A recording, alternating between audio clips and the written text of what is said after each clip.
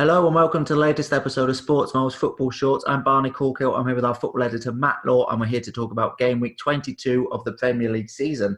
Let's get right into it, Matt. Another midweek round of fixtures, and we start off with the bottom two facing off against each other.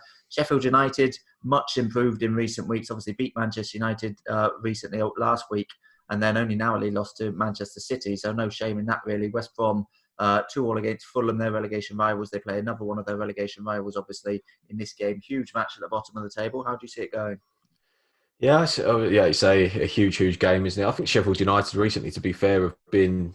It's probably more than recently. I mean, obviously they've lost a lot of games. You all know where they are in the table, but you said it a lot of them. They are in games a lot. They don't tend to get pumped 4-5-0. And West Brom have obviously taken a few heavy ones recently, especially the City one they played. But it was important for West Brom to get at least a point at the weekend. Obviously they turned it round to lead 2-1, didn't they? But Fulham came back late on and got a good point in the end. It's difficult saying it's a good point. You don't want to get beat in those games, but as you mentioned, Sheffield United, excellent at Old Trafford, and come up with a good performance at City is always going to be difficult. But the fact they didn't get put away there, which I think a few people probably thought they would do, it's going to be a positive. And to be honest, if I was saying right now who would be more positive at staying up, I mean, I know there's 4 points between them, but I really think Sheffield United have got a better chance. That's not to say I think they'll both go down. I think Sheffield United and West Brom will both be relegated. But if there was to be one that was going to stay up, and we knew that for certain, and you had to say who do you think it's going to be, I'd probably say Sheffield United. I just think they've got more. West Brom concede far too many goals. They've conceded 50 now in 21 games. They just don't score enough goals to be able to concede at that volume and do it. Whereas Sheffield United, I think they are capable of keeping clean sheets and nicking goals. They've got the players in the final third, and yeah, it's a tight game. But I actually expect Sheffield United to win this one. I've gone 2-0 Sheffield United. Yeah, I've gone Sheffield United as well. It's a really interesting game. As you say, there's sort of different strengths they have. You wouldn't say goal scoring is necessarily a strength for West Brom, but it's certainly more of a strength for them than it is for Sheffield United. But as you say, the flip side of that is Sheffield United. You can see them winning some games 1-0 here and there dotted around the season. You can't really see West Brom winning a game 1-0 at the moment. As Allardyce said after the Fulham game, they're having to score 3 goals just to win a game at the moment. Their defensive record, is the biggest concern at the moment. And if you're conceding that many goals, pretty simply put, you're not going to stay up in the division. Whereas if you're someone like Sheffield United who aren't conceding that many, but so far this season, they're down at the bottom because they've lost so many games by tight margins, 1-0 here and there. It doesn't take too much for those to start turning into draws or maybe even Sheffield United wins. And as we said a few times on this podcast, it's a lot of it might be to do with confidence, which they seem to be building now. They would have taken confidence from that Man City game as well, despite losing the game. But to have only lost 1-0 is, they'll be considering their respective positions in the table, considering their respective forms this season, they'd be regarding that as an okay result, despite coming away with 0 points, obviously. I think the main concern for Sheffield United isn't really the form of West Brom or even Fulham at the moment. It's the form of Brighton, because that's the gap to safety. If they're to stay up, then that's the gap that keeps growing at the moment. And what is it now? 13 points to safety because of Brighton's win over Tottenham at the weekend. That's the concern for them. So even though they could win this one, moved within 1 point of West Brom, it'll be a big one for them. It'll boost their survival hopes. And I'm probably inclined to agree with you that out of the two of these teams, probably right now, Sheffield United certainly seem to be moving in a better direction than West Brom do. Seems crazy to say, considering how poorly Sheffield United started the season, and worst ever start in English top flight history, not just Premier League. So going back to 1888 or whatever it is that English league started, they had the worst ever start. So for us to even be mentioning them as possibly even staying up is credit to the turnaround. And I see them continuing it here. But I think the big concern for Sheffield United now is it too little too late to catch Brighton? Because they could catch West Brom. I wouldn't put it past them at all, and perhaps not even to catch Fulham, but catching Brighton is the thing they need to do to stay up, and I'm not sure that will happen with Brighton picking up points relatively regularly now. Both going for Sheffield United wins on that one. Whether that boosts their survival chances remains to be seen, but both going for West Brom to lose another game there. Also at 6 p.m. on Tuesday, we've got Wolves versus Arsenal. This is an interesting game. Arsenal goalless against Manchester United last time out, but have improved very much so recently. Wolves, they're in really poor form at the moment, was it? Now 8 Premier League games without a win, last 2 without a goal, lost to Crystal Palace last time out. How do you see this one going? Yeah, so you say Wolves' form. I think Chelsea, wasn't it, the last team they beat in mid-December? It was obviously a late-on goal since then, and before that, the last game they won was actually at Arsenal. So the last two Premier League wins have been against Chelsea and Arsenal, which listen, it's a really really tough game. I think Wolves. I mean, I was looking at the position table earlier. I was thinking, is there a possibility of them getting dragged into any sort of trouble? I mean, the gap is still fairly healthy, but I just think the direction they're heading in is really, they need Willian Jose to start to fire. I'm seeing quite a lot of him in Spain. He's a really talented player, but he needs service. Obviously, Adam Traore, we spoke about a lot, is struggling this season. I don't think Neves has quite been at the same level. Moutinho is obviously getting older now in the latter stages of his career, and I think Connor Cody has been quite as consistent as he was as well. And you add all those things together, and Wolves have been, they're struggling at the moment, aren't they? And they're kind of against an Arsenal side that obviously picked up a point against United. Obviously, Aubameyang, Tierney and Saka, it looks like they're probably all going to be out again of this game. And for me, they are their three best players. Talking about three of their best, I think they are their three best players, Arsenal. So to be missing those, they obviously had chances to beat United, but they also had chances to lose the game with Cavani missing a couple. Lacazette hit the crossbar, didn't he? And I think it was a good point for Arsenal, one of the circumstances players they had missing. I mean, Arsenal in the table at the moment, we're looking at 10th in the league, only 2 points off Tottenham. Tottenham got a game in hand, but I still think that, I don't think we finished top 4 this season, Arsenal, but I think top 7, there's a little bit of Chelsea are 7th at the moment. I think they're in that argument if they can get, let's say, Tierney and Saka back. Obviously, Aubameyang had to go into isolation. He's been off family issues and things like that. Obviously, injuries for Saka and Tierney, they're not serious ones. So if they can get them back soon, I think they'll move up the table, Arsenal, because I think they are sort of heading in the right direction. But they play Villa away the next. They've got some dangerous games. Villa away, Leeds at home in the next 2 after this one. And then they play Europa League against Benfica, which is obviously a tough game. And then Manchester City after that in the league. So really interesting period for Arsenal. But I would go a draw normally, but Wolves have just been really poor. They've really, disappointed me. And I think Arsenal will have enough to win this game, to be honest. They recently won Southampton, didn't they? 3-1. I've gone 2-1 Arsenal here.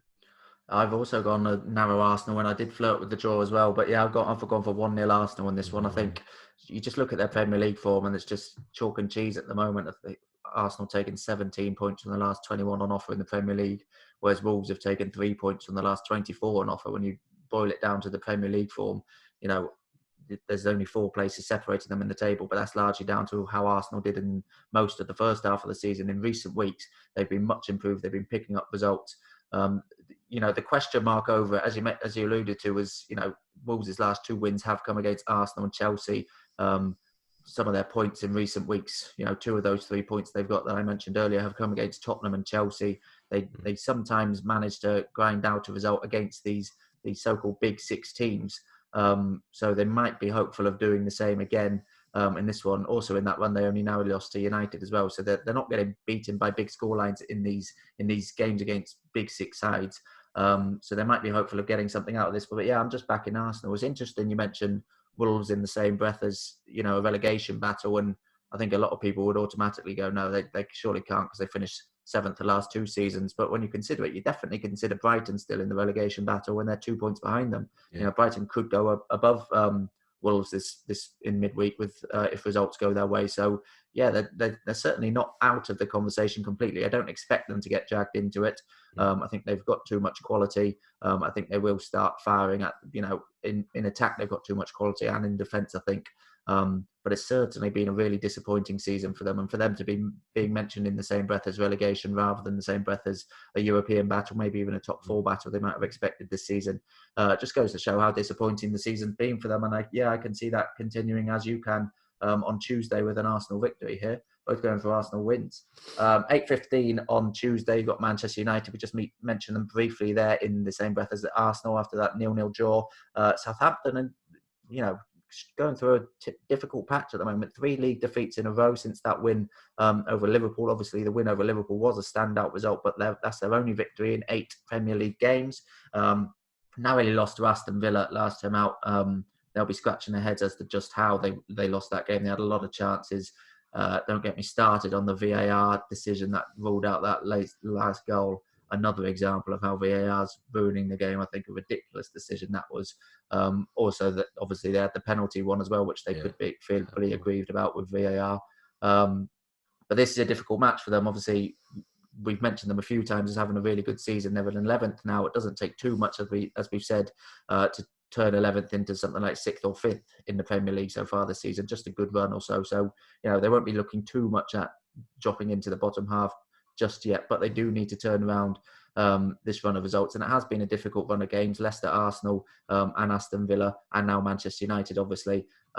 But earlier in the season, they were going into those games, getting points from them, and going into some of them as favourites, really fancying their chance of winning the game.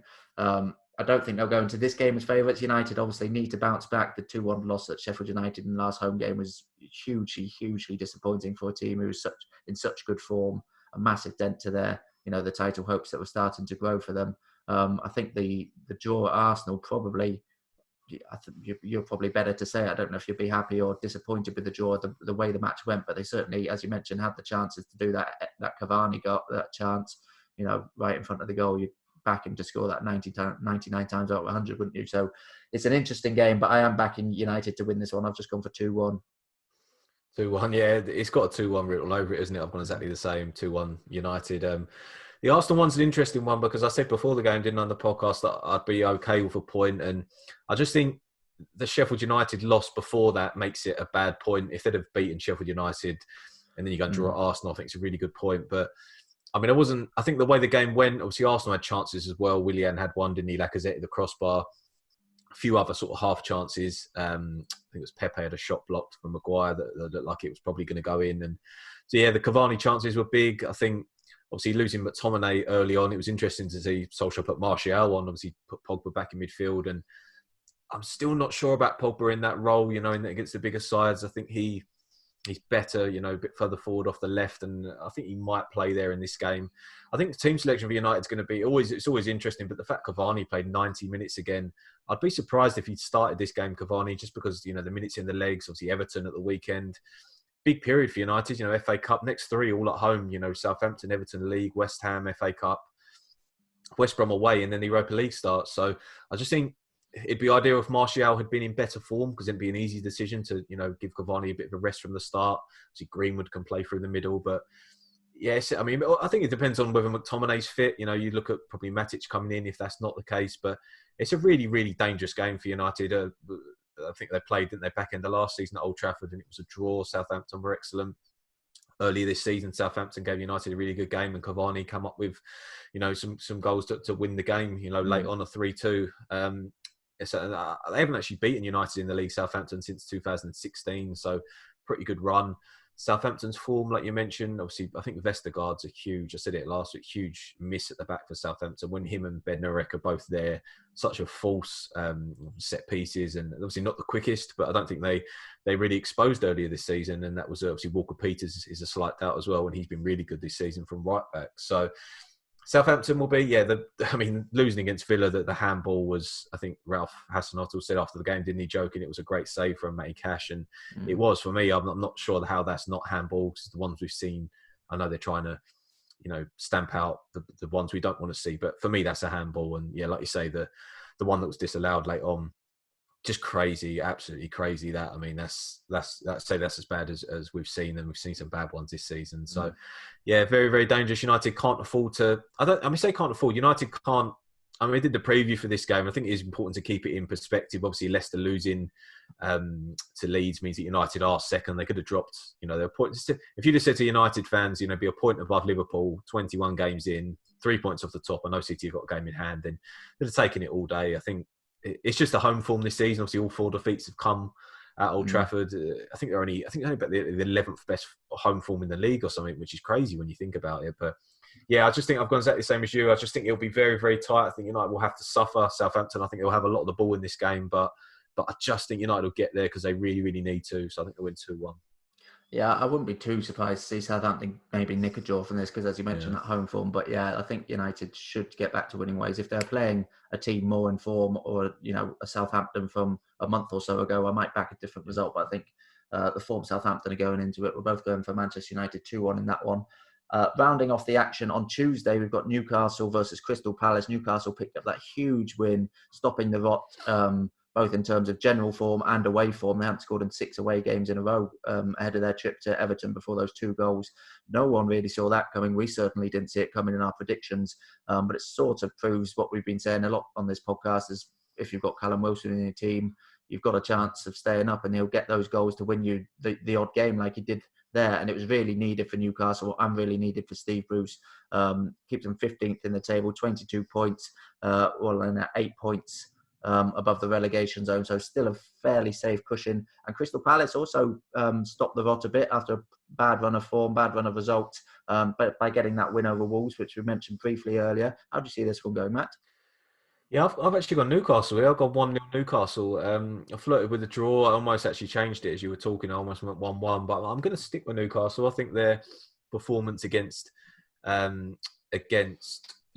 at the weekend was really good. I thought Everton were really poor, to be honest. I was surprised at how poor they were. But Callum Wilson, like you mentioned, a couple of goals. I think he could have had 4 in that game. He had a header saved, and he from Pickford, a really good save, and he had another one that he almost scored, but 2 really good finishes. I think the header, Wilson's first one, is absolutely terrific. That's as good as header I think you'll see. You see a lot of headers where it's crossed into the box and all it is a case of just going and heading it, but he had to generate probably quite a lot of power, the direction, and it was a terrific goal from Wilson. 10 Premier League goals this season for anyone at this stage. I think it is really good for especially for Newcastle. On the other side of it, Palace, I think Easy's obviously been fantastic this season, and I think Roy Hodgson said he expects him to play for England at some point. And I remember watching him.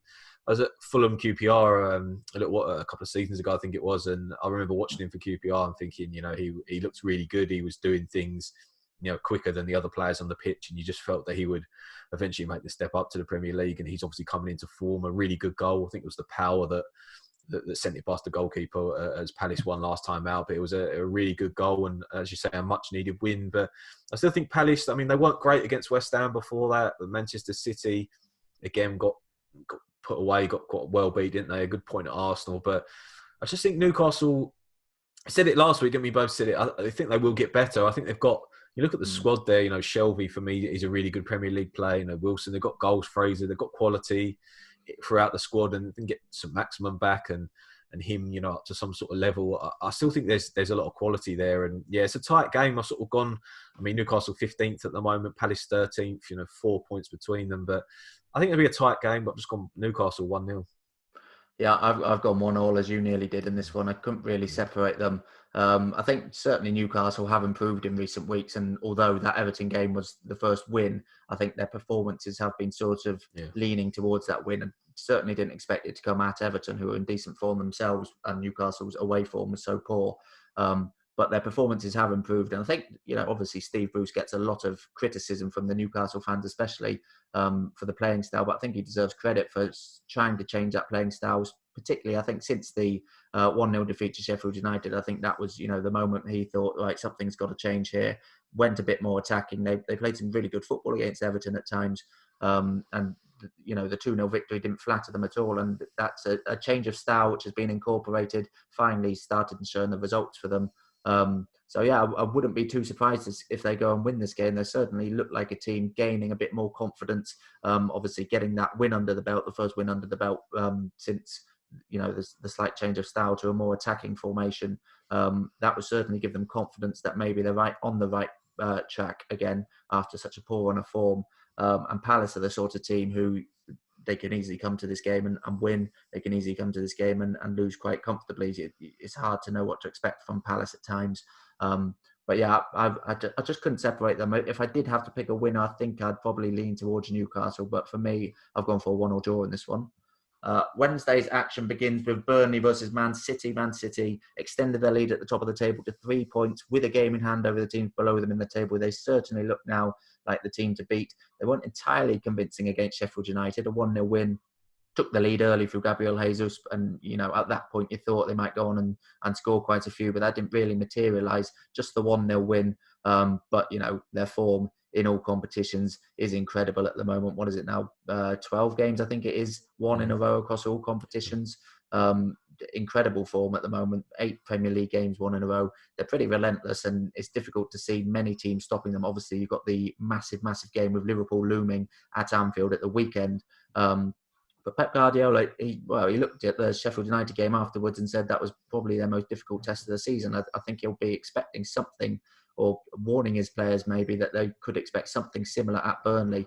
But I think Burnley at Chelsea, they were really disappointing. They put in some improved performances. Obviously, the win at Anfield stands out, but also beating Fulham in the Cup, the victory over Aston Villa, which they were indebted a little bit to Nick Pope for keeping them in that game, but also to go and score 3 goals for a team who had really struggled for goals so far this season. Was impressive, but against Chelsea they were so disappointing. I think their first shot came in the 94th minute, and they never really looked like scoring.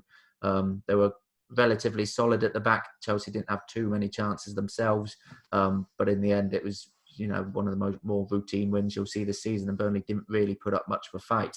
If they perform like that against Man City, I could see them being on the end of a bad defeat if they perform like they did at Liverpool, when to be fair, they didn't create much themselves there, but they hit them on the break. They frustrated Liverpool. The thing about that game, you'd look at that one and think maybe there's parallels to draw between this game, but Liverpool went into that game in pretty poor form, whereas Man City are absolutely flying at the moment. So I can only really see a Man City win here. I toyed with a different amount of goals for Man City, but eventually landed on 3-0 to Man City in this one.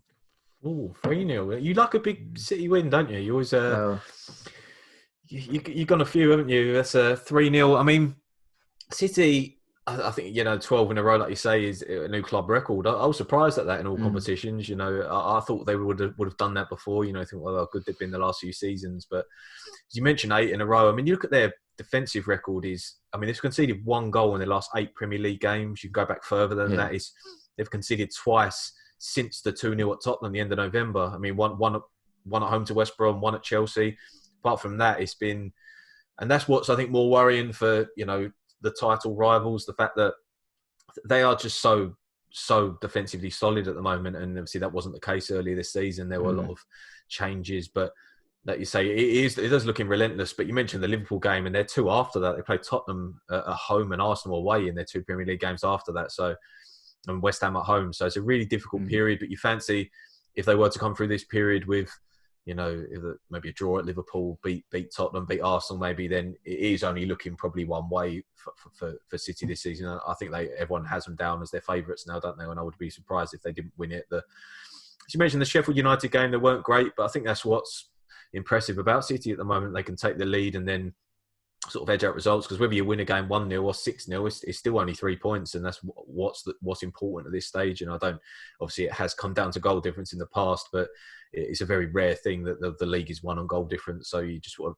about putting the points on the board. And I completely agree about Burnley. I was really disappointed with their performance at Chelsea, especially after scoring 3 goals in the last 2 games before that. Obviously, one in the Cup against Villa. They really opened up against Villa and caused them real problems. But I think they gave Chelsea a lot of respect. Obviously, we know Thomas Tuchel is possession-based football and they're going to have a lot of the ball. But I just think they stood off Chelsea far too much, and the goal was always going to come. And when the first one came, it wasn't a surprise to see a second. So, yeah, we know Burnley are difficult to beat. But I just cast back to when they hosted United a little while ago. United went there 1-0 January the 12th. And they sat deep, but they let United have loads of the ball. And if they let City have loads of the ball, then they're simply going to lose the game. It really is as simple as that, because the quality is just so much different. So, yeah, I've actually gone 2-0 City here. I expect them to win. Yeah, I did go close to 2-0 as well. And it's worth remembering, in that Sheffield United win, Man City rotated quite a lot. Didn't have Cancelo, didn't have Stones, didn't have De Bruyne, who's injured, didn't have Sterling. So yeah, the squad depth they've got as well is ominous for the rest of the season for everyone else. But both going for Man City wins to 0 in that game. Fulham versus Leicester is also on Wednesday. Fulham got that draw, as we mentioned, against West Brom last time out, but saw the gap to safety grow because of Brighton's win. So it's now 7 points to safety for them. They need to start picking up results soon. Leicester fell to that surprise and really disappointing defeat against Leeds at home. First time they've gone into the lead and then failed to win a game so far this season. People were talking about them as potential title contenders, certainly top 4 contenders, but that's a big blow to their hopes. They dropped down to 4th with that result. Still a 4-point gap over 5th, so they'll still be confident of that Champions League spot. But this is another test for them against the Fulham side, who need to start picking up points. How do you see this one going, Matt? Yeah, it's a really interesting one. You mentioned, top 4, there's still a little bit of a cushion, but I mean, I do think this season, I don't know what you think, whether it'll be, no, not necessarily in this order, but I think City, United, Liverpool will finish in the top four, and then it is that fourth, place open. And like you say, I don't think Tottenham are really good enough recently from what I've seen. Depends how long Kane's out for. Chelsea will be eyeing fourth, obviously. Arsenal, I think, are too far behind.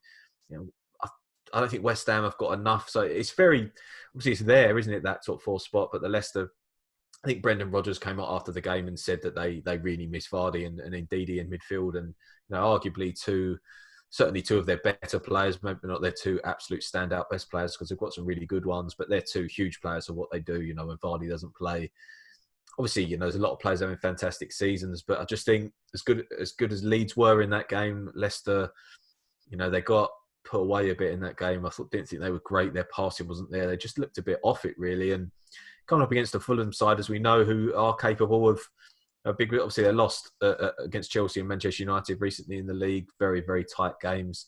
Point at Brighton and a point against West Brom. And I mean, you don't want to lose those games. I don't think it's the end of the world if they were to get beaten there. I mean, their position in the table, as you say, Brighton's form is worrying for them. The fact they beat Tottenham, that was the worst thing that could have happened to Fulham. Still got a game in hand, but it's 7 points now. So only 2 wins all season. The bottom three have all only won twice. 6 wins between the bottom 3 teams this season is not good at all. But I just think they're catching Leicester at a decent time. I don't think Leicester have been, obviously, the result against Leeds. They've been really good recently, and I think they deserve so much praise for what they've done this season. But I didn't think they were terrific at Everton before and dropped points. And obviously the home defeat to Leeds and Fulham, as we know that they are capable. I think Bobby Reid's a player that's got a lot of praise recently from Scott Park. I think 5 Premier League goals this season. He's been really bright.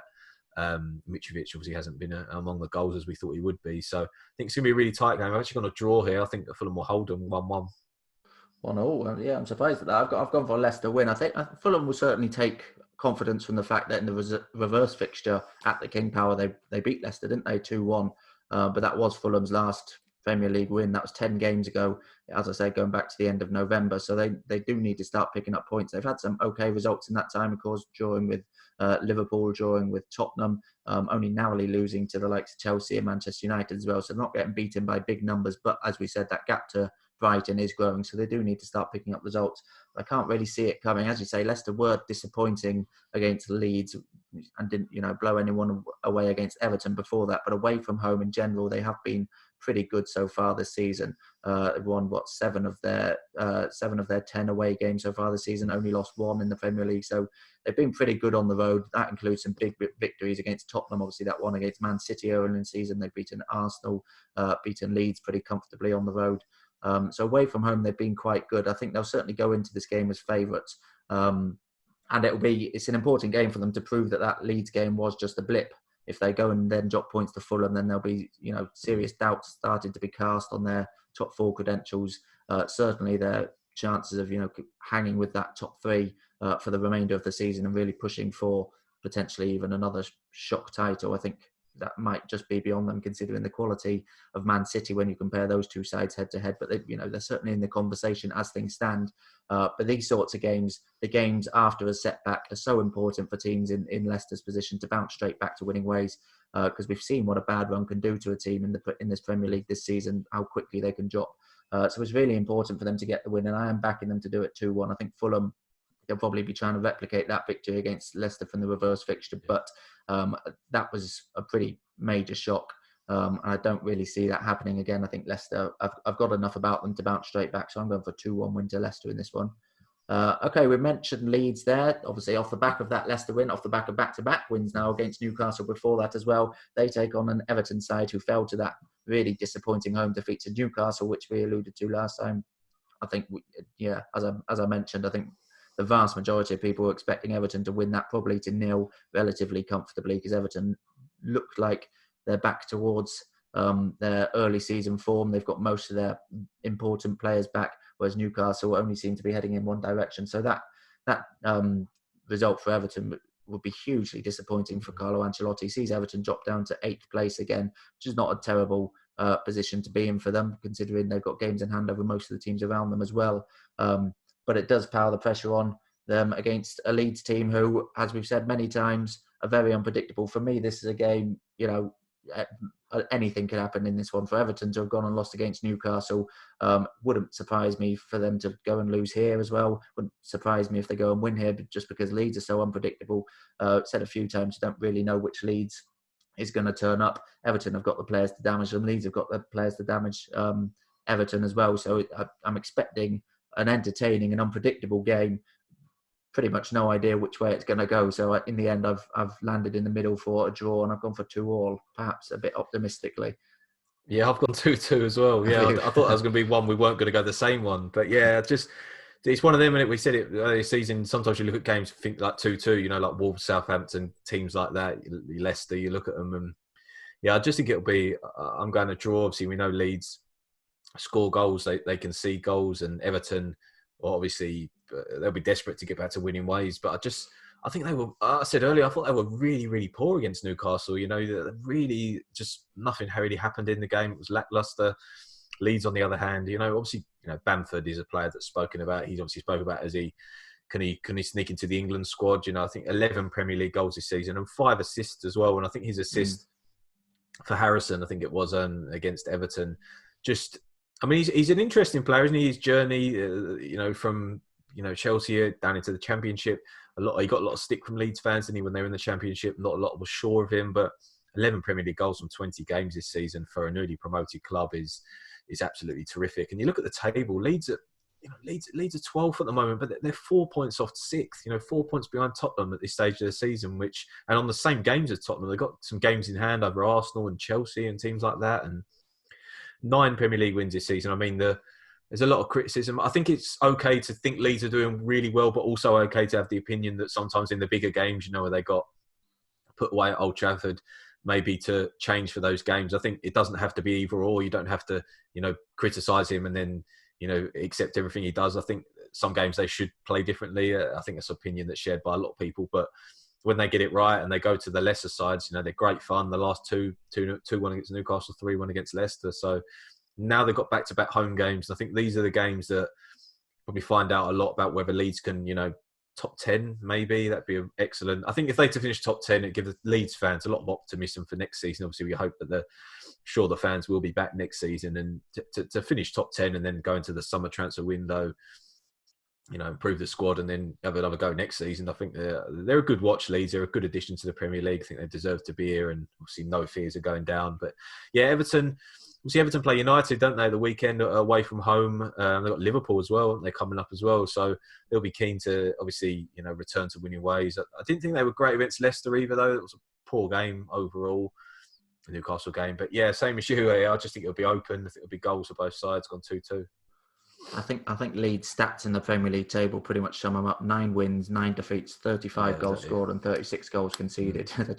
They're an entertaining team, probably as likely to win any given week as they are to lose any given week. So it's difficult to know what to expect. But both of us going for a high-scoring draw in that one. Hopefully another entertaining game. Aston Villa are playing West Ham. 2 teams enjoying decent seasons. West Ham had won 6 games in a row since the start of the year until they met Liverpool recently at the weekend. 3-1 defeat against Liverpool in that game. Aston Villa had been in pretty poor form by contrast at the start of the year until their win over Southampton. They had beaten Newcastle earlier in January, of course, but their win over Southampton was a much needed win to lift them back into the top half of the table. How do you see this one going? Yeah, it's an interesting one, this one, isn't it? You mentioned the win over Southampton, obviously, we spoke about earlier. I thought they played well, but they were fortunate when they were with the handball and the late goal that was disallowed. But I think it was a really big win for Villa, especially after the defeat to Burnley. I thought that was a bit of a setback. Teams sometimes lose, like United against Sheffield United, and you just think, well, that's a bit of a setback to what we're trying to do. And I thought that was the case, especially as well as Villa played against Burnley. They should have been out of sight. So, yeah, it was a big win. And West Ham are the type of side that Villa will feel that they should be, competing with this season. Obviously, Villa in 9th, still got a couple of games in hand over West Ham and only 3 points behind them. So if Villa were to win here, they will also be hoping to, finish, I think, well, definitely top 10. If they could, I think a top 10 finish for Villa this season would be absolutely terrific. But there's still obviously a lot of football to be played, some game in hands, and it all depends how they get on in their games in hand. If they win them both, put themselves in an excellent position to, maybe sneak into the Europa League positions, which would be unbelievable. But look, it's not really unbelievable when you look at their side. As you mentioned quite a lot there, they've got a lot of good attacking players, a lot of good, Grealish obviously spoke about Watkins, El Ghazi struggled to get in the team recently, but Traore, McGinn in midfield, Louise, they're all really good players. So I'm not that surprised where they are in the table. But yeah, this is a tight game. I thought West Ham were really disappointed against Liverpool, to be honest. I mean, I thought Liverpool were good, but again, you looked at the team before the game, and you just thought it's a good chance for West Ham to go and win that game, or just don't get beat. And even at half time, you were thinking, just don't get beat as if you're looking at it from West Ham's point of view, just don't lose this game. It would be a really big step forward. But Liverpool found a way to win the game. Obviously, Jesse Lingard's there now. Could potentially make his debut in this game for West Ham. Be interesting to see where he plays for David Moyes, because he said he's thinking of he can play in loads of positions through the middle. Wide. Obviously, he played in a central role for England, didn't he? And was really good in that position. But I don't think that quite works for what West Ham are trying to do. I wouldn't be surprised to see him on one of the wide areas. Or maybe as a 10 in certain games. So, but really interesting game. Yeah, I think it'll be a tight game. Two sides that will, I think, fancy they can cause the other problems in the final third. And I think they will, but I've just sat on the fence a touch and gone 1-1 here. Well, no, yeah, I've just gone for Aston Villa in this one. I think this is a game between two teams, as you mentioned, who will believe they very much can win this game. And sort of similar to what I was talking about earlier with the Leicester setback and the importance of bouncing back. I don't think, if you had said to West Ham fans you'd lose against Liverpool at home, none of them would have thought that was a major shock necessarily. But bouncing back from that with a victory to pick up where they left off and keep that momentum going, make sure you don't lose too much of that. Because again, as I've mentioned already today, losing a few games in a row can see you plummet down the table. They're only 2 points above Everton in 8th now.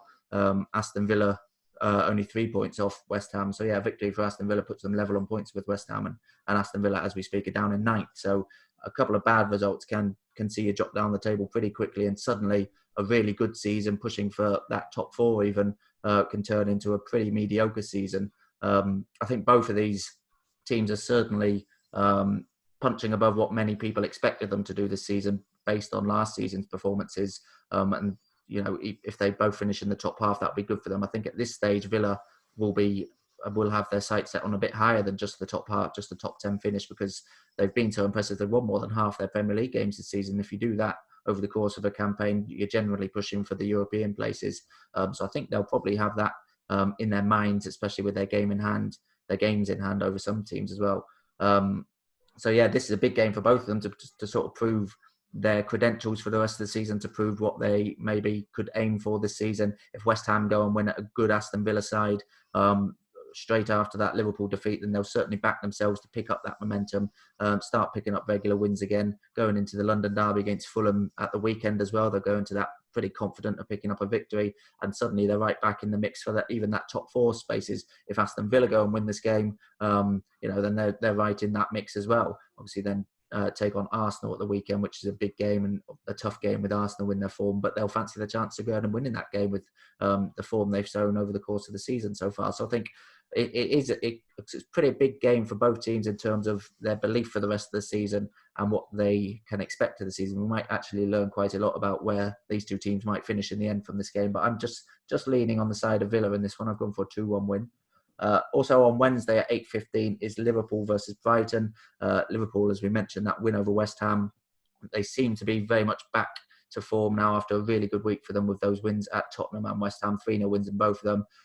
Mo Salah's back to scoring ways. Mane and Firmino got goals against Tottenham. Mane obviously sat out against West Ham with a slight muscle problem. Firmino was rested. But it seems to be back after such a poor start to the season, poor start to the calendar year. So I think Liverpool seem to be back now. Whether that's even a pretty short blip like that one is too late, considering the full Man City are in, still 4 points adrift of Man City, having played a game more. They're now reliant on Man City dropping points, which they will do over the course of the rest of the season, you expect, but it doesn't look like they're going to do it too often if they carry on in this form. So that blip might cost them in the end already, even though they've got back to winning ways now. But I do, I think these last 2 victories are the hallmark of the Liverpool from last season, where they go into games and they control. And you say West Ham were pretty poor against Liverpool, and certainly if they looked at that team sheet, Mane, Firmino missing, Henderson and Phillips at centre back, West Ham would have gone into it and thinking we can really get at them. But I think part of it is Liverpool not allowing them to play. And that was the case against Tottenham as well for large parts. I don't think Liverpool allowed them to play. They dominated the ball and looked a lot more incisive than when they were doing the same against the likes of Burnley, against the likes of Southampton, but obviously lost those games. They looked a lot more incisive in these 2 games against West Ham and Tottenham. So it does seem to be Liverpool back, and just in time. Obviously, that, as I mentioned, that Man City game looming. You got Leicester after that, then RB Leipzig, then the Merseyside derby against Everton. Huge run coming up for Liverpool. And certainly on paper, this is the easiest game in that run.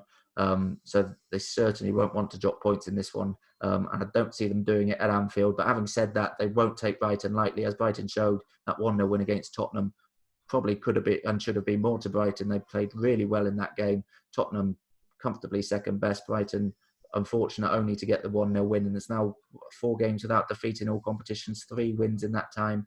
They've only lost recently. They only lost this calendar year was that narrow one at Man City. There's no shame in that at all. So they're in pretty good form. As we say, 7 points above the drop zone now. This will not be an easy game for Liverpool, but at Anfield, that home record has now gone, but they are still pretty formidable at Anfield. I could see them picking up a win here. I've gone for 2-0 to Liverpool.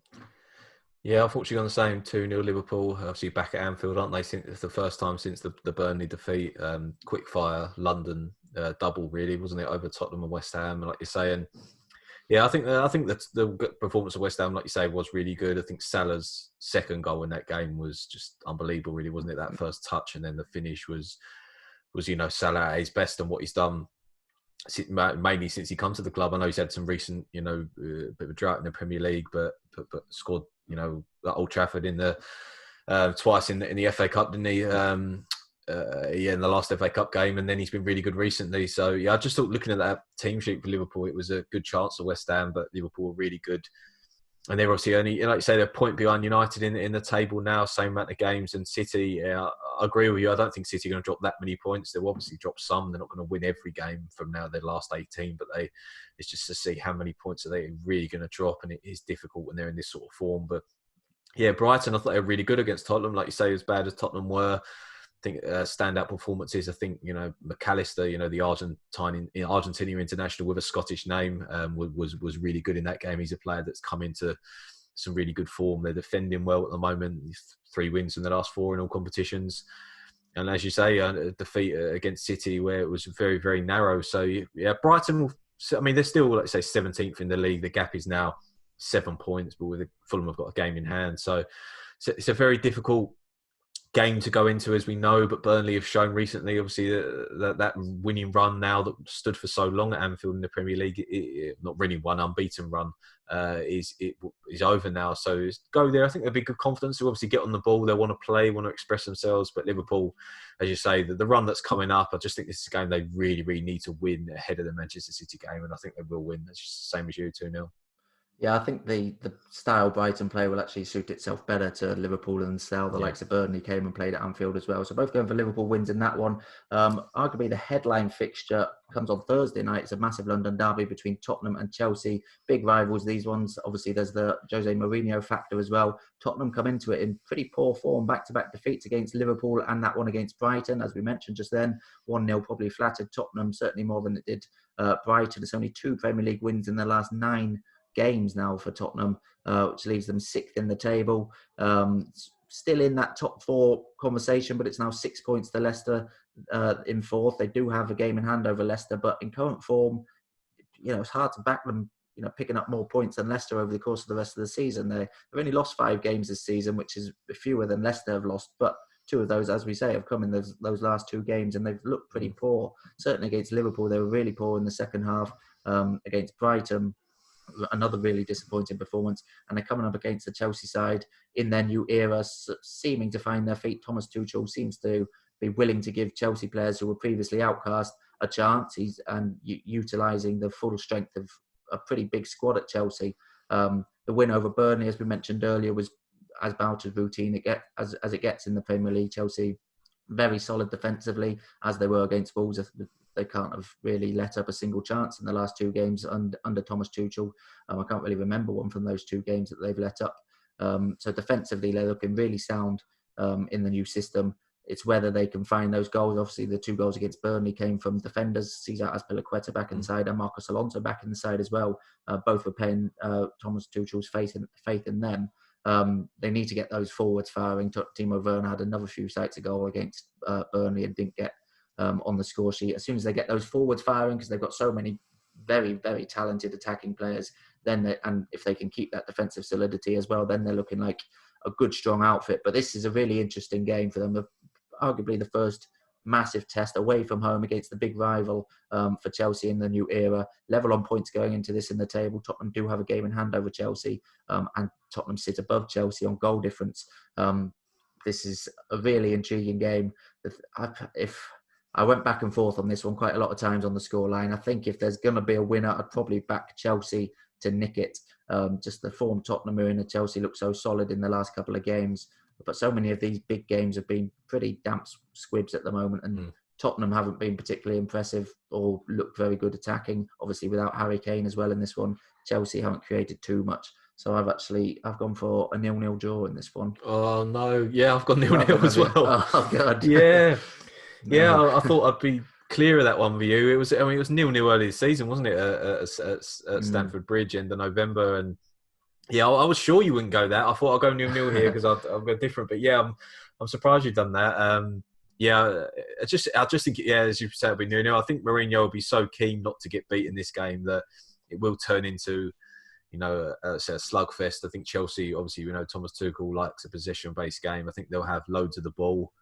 Be interesting to see whether formations match up. I know Mourinho's gone to a 3 at the back recently. Sissoko played right wing back, didn't he, against Brighton? And I just think, will he pack the midfield? I don't know if he likes Ndombele in a 2 in the midfield against the bigger sides in the league. So it'd be interesting to see what he does if he goes back to a back 4, 4-2-3-1, maybe something like that. But I think Gareth Bale's performance against... there was this thing earlier this season, wasn't it? Bale was going to be...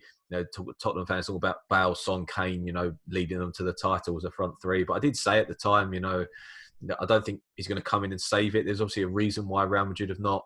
You're not going to have a player like that just sitting on the bench unless there's something wrong. I'm not sure if the attitude's quite there. When I run around against Brighton, he was sort of like jogging the park. It wasn't good at all. He got taken off. And just think it's a disappointing, really, because, Bale going back to Tottenham, a lot of the Tottenham fans obviously very excited about that, but hasn't worked out. Obviously, Kane being out is huge. And if Kane was there, the difference he makes to that side, obviously Son as well, but it's just, it's chalk and cheese. Tottenham with Kane, without Kane. And if they were to lose him, this summer, I think he's got a big decision to make this summer. Kane, he's not getting any younger. Does he want to go and win Premier League titles? Because I don't think Tottenham are going to do that. See, they came close at the end of Pochettino, but obviously certainly not this season. And so it's a really big period for Tottenham. They got FA Cup action, and I think that's the FA Cup is saving Mourinho a touch at the moment. They play Everton away, and if they were to pick up a poor result here, you'd fancy them to beat West Brom, but losing the cup to Everton, then they go to Man City in the league. And I've seen this sort of dance before with Mourinho. The last 2 defeats, the players are sort of maybe not potentially buying into at the moment. You pick up another 3-4 bad results in a row, and probably questions come on the manager again, which is unfortunately the way modern day football. But yeah, as you mentioned, Chelsea, I think Alonso coming back in, it was his first game, wasn't it, since that West Brom game earlier this season when he got taken off at half time, 3-3.